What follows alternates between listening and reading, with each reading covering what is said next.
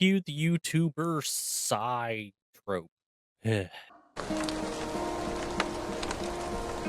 Hello, darkness, my old friend. So, I'm working on a couple videos and some scripts and trying to get some gaming and some fun things in time. And nothing of the projects that I have going now that I'm passionate about are even close to ready.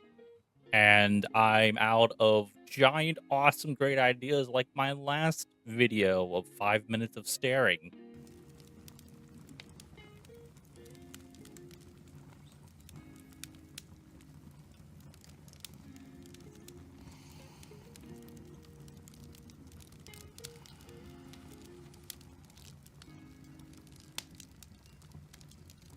So I decided to hang out with a good friend named Captain Jack and to watch Supergirl. It's a movie that should be in the YouTube algorithm to maybe get out there and get some people's eyes on this channel. So welcome to a unscripted kind of review, low effort thing about this movie. The movie that no one seems to be talking about except for how it might do and what that might mean for James Gunn's DC universe, the Gunniverse or whatever. It's the second movie in his universe after the whimpering landing of Superman that may or may not have made money back, depending on, Snyder fans and gun fans and YouTubers who do this for a living and what tax documentation that will come out in England like the next year or so. Needless to say, that movie came and went. There wasn't a whole lot to talk about it. And now we're at the second movie.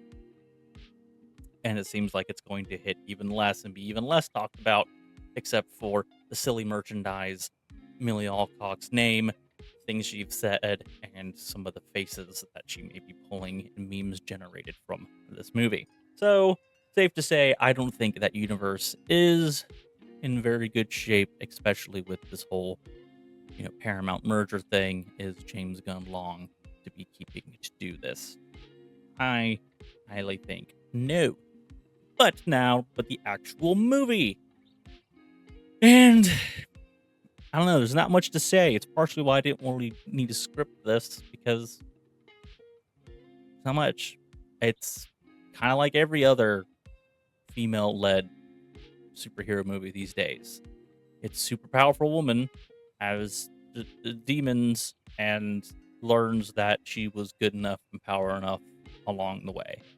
And it just kind of gets through everything easily, has the smirky one-liner Marvel humor, the kind of imaginary balls swinging between her legs because they're trying to write her like the badass action man. And then, there's animals involved, so I had to go, ew, cute. And yeah, it's just kind of a powerful woman dream thing. Totally not written and directed by James Gunn, although definitely feels and looks like directed by James Gunn, or at least someone who is trying to emulate him in order to suck up to him to get movie deals. And apparently that worked because this movie's real and out. But yes, this movie, it's loosely inspired by like John Wick because cute dog gets poisoned and hurt and is now the ticking clock to try to get the moving going and get Supergirl involved with the bad guys and wanting for revenge and doing a story about, revenge and how it can change you. And even though you might be kind of messy and evil, that as long as you're good, everything's okay. Yeah. In terms of the plot, not much there. Supergirl sad, drunk, saying maybe we should be under the red sun all the time. Girl gets her parents murdered by a clan of bad guys who steal women, but didn't steal her, and because they want weapons that this girl's father can make. And yeah, I guess on the same planet that Supergirl happens to be getting drunk at for her birthday. Girl shows up saying, "Help avenge me and my parents, and I can give you this fancy sword that my dad made." And so, yeah, Supergirl just drunkenly beats up a guy who's trying to steal the sword because she's a good girl, even when she's drunk and messy. And then Yeah. The young lady sees this, goes, "Ooh, that's the person to help me get revenge." This drunk, not superpowered person at the time who happened to get the drop on a very big alien is clearly the good moral soldier to help me on my revenge quest. But nonetheless, she follows her to her weird RV ship thing where she's just hungover all the time. They decide to go outside to let Crypto run because it's a convenient way to get them outside of the ship when the baddies that Sword Lady happens to be wanting revenge on just so happen to show up in order to eat Supergirl's Cheerios, steal her ship, shoot her dog, and then just bust on out of there to not kidnap two young girls, even though that's their entire shtick. So yeah, Supergirl goes, "Oh my god, I'm thinking I'm back, John Wick style, to save my dog. I've got like 72 hours, Earth hours, I guess, or planet hour. All time is all the same 60 minutes. All days are 24 hours in the entirety of the universe and the space in this movie. Don't think about it. She has a fancy stopwatch thing. So they do traveling around the universe looking for these people who apparently just kind of have their fingers in everywhere till they land on a moon that is kryptonite. Or not a moon, a planet that has two suns. One of them is green, so I guess it's kryptonite that makes Supergirl sick. And the girl gets captured trying to find a way to help her.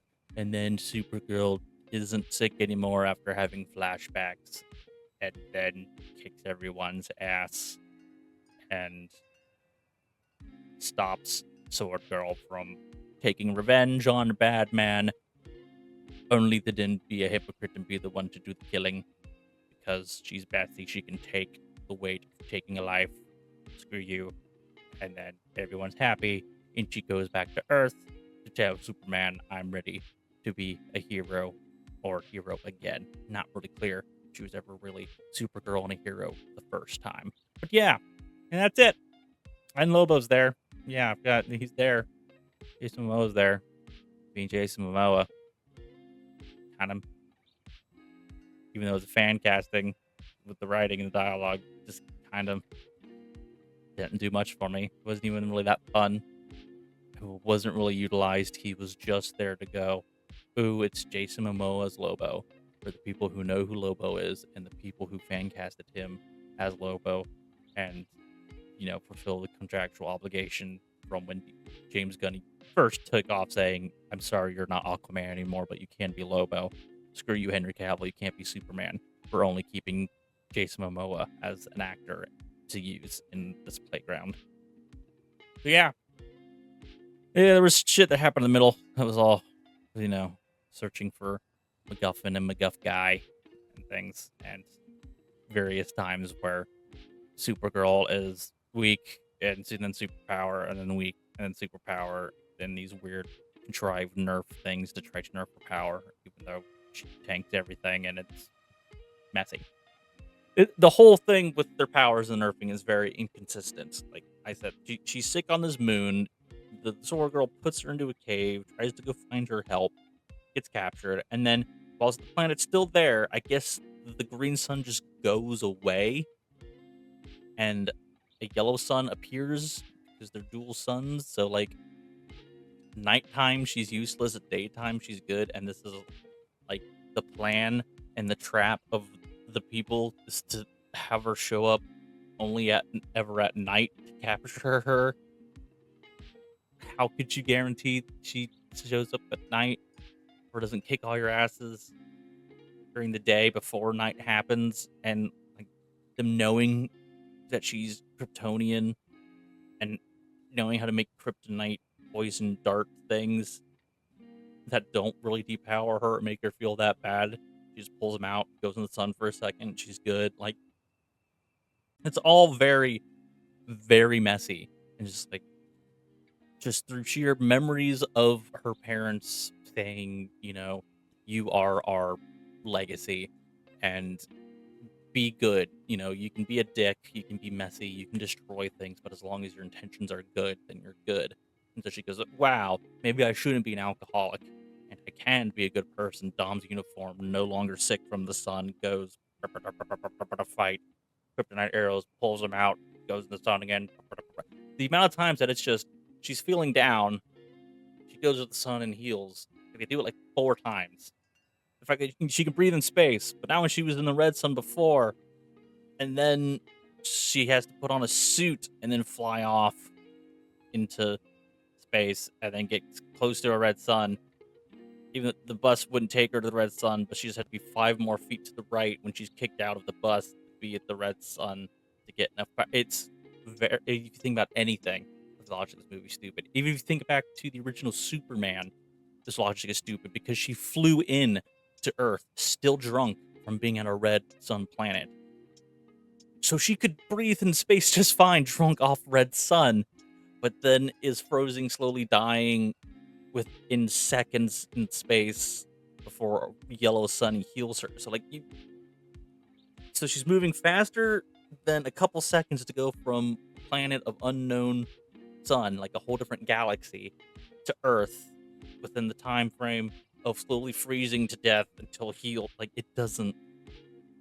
There's so many things about this world and universe that they're doing set up so far that if you put a seconds of thought into it, it all unravels. And the story and the humor and the action's not good enough to distract you from that knowledge. There's nothing really totally likable about Millie Alcock. She seems like a lovely girl, kind of. She's not bad looking, but some of the shots they do with her in his face, some of the faces she's pull when she's like struggling or fighting, and they just slow down and go, ugh, doesn't do a lot for her looks. This probably explains why she did comments about old Christian males. This movie's not for you thing, and men trying to control her body. It's like, okay, you probably saw a couple shots like the CGI and stuff before the press and we're told you're probably being made fun of your looks and memed on this for a bit, so have tough skin and be okay. Like, they did not do her some favors. They had some of the same weird shit from like the first Superman of fisheye lens flying that makes her like whole face like it's whatever. I mean, hey, I watched this, we'll say, at a home theater, so not the best quality. So some of the CGI didn't look good. Could be through how it means I watched it, but still pretty sure even if I went for the actual theater, it still would have looked pretty bad. But it is what it is. Yeah. Not much to say. Honestly, the story's uninspired. You've seen it before. It's Captain Marvel-esque.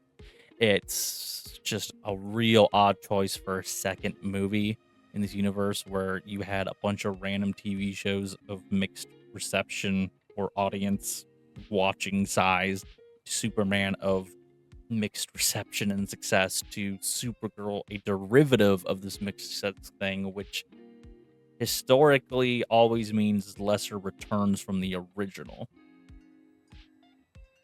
So I'm not sure how well it's going to do. And I didn't feel heroic. I didn't feel too rooty for the dog. Because the dog was a dick, not trained. The CGI wasn't the best. It sometimes felt like it was a weird puppet they were using. And as much as I love dogs, I have 4 of them. As much as I love dogs, like, you knew the dog was going to be okay. You did. Like, the reason why John Wick works is because they actually kill the dog, which sucks. No one wants to see that happen. Nobody. So when he is going revenge mode, you're like, fuck yeah, do it for that dog. That awesome dog that was hoping you grieve over your dead wife. This is just, it's a dick dog that was there when her parents were dying of radiation and had shipped her off to Krypton. I guess there was a dog that was eating trash they took. They didn't really show the meeting of Krypton. They were just like, and Krypton's here in the pod too. It's just kind of always been a dick of a dog. And yeah, they couldn't have him in there because he would have been too powered, even though they made Supergirl extra powered, and it seems like they made her even more powerful than Superman. They, of course, they did jokes about how he's called Superman, you're called Supergirl, yada yada yada. I appreciate that they try to do a bunch of aliens, but I mean they weren't that inspiring of alien designs. They were all kind of humanoidy aliens. There wasn't just like blobs or Hail Mary rock monsters around. It was meh. The filtering of everything was meh. Like the world they were creating felt very James Gunn, Guardians of the Galaxy esque. Felt very redneck, hobo-y, whatever. You know, not a place that felt like the Lantern Corps would fit into. You know, it's just I'm not sure about this universe. It's very wacky. It's not gods and monsters, gods living among us. It's just wacky. It feels more Marvel-y, not like DCU. So I don't know. I don't have high hopes. Wasn't the worst thing I ever saw. Don't think I'll ever watch it again. Excited for maybe some of the memes that come out of it, but just uninspired gobbledygook. Just don't know what direction we're headed. And I don't need a giant direction. I don't need overhauling plots. I don't need little, cutscenes that link to everything. I don't need the full Marvel treatment. Ones and dones, good story, good heroic story is good. This one, it's just, you can be a dick, you can be drunk, you can be a mess, you can not be inspiring whatsoever. And as long as you make Lobo laugh because you murdered somebody, you're the hero. Like, then she goes back to Superman being like, yeah, I learned my lesson. I'm going to be a good person now. Do you think Superman would have appreciated you murdering that guy? Maybe James Gunn's Superman, yeah, but like, he's the Boy Scout. He's the goody two-shoes. They did a better job kind of showing that with Superman in this movie, him being whatever, but still like a push around from Supergirl is, I don't know. Like being a Boy Scout and being a nice guy pushover, I think two different things. And they haven't quite nailed that with this whole universe yet, so we will see. It was just kind of dumb. Not really that funny. Super convenient, bunch of conveniences, bunch of plot holes, bunch of just people knew things they needed to know for the time, didn't know things they didn't know for the time. She's living out in space, making a bunch of American references like everybody in space know what the fuck New York is. All this random crap. So, I don't know. Game, it went. I'm not overly this was shit mad at it, but I'm also like, I'm never gonna watch it again. And I'm glad I didn't go to theaters to see it, and I hope this goes to the YouTube algorithm because, yeah, onward to hopefully playing some like more Crimson Desert and working on some scripts for videos that are gonna be better, more effort into it, fancy editing, research, all the kit and caboodle, some review stuff, some just general movie how things should happen and thoughts and feelings and whatnot. So we'll see. Yeah. Guess that's it. Like and subscribe. Supergirl. It was bad. Don't bother. Bye. Aren't you the ditz from that dive bar? Funny. That's what I've been calling you. Touche.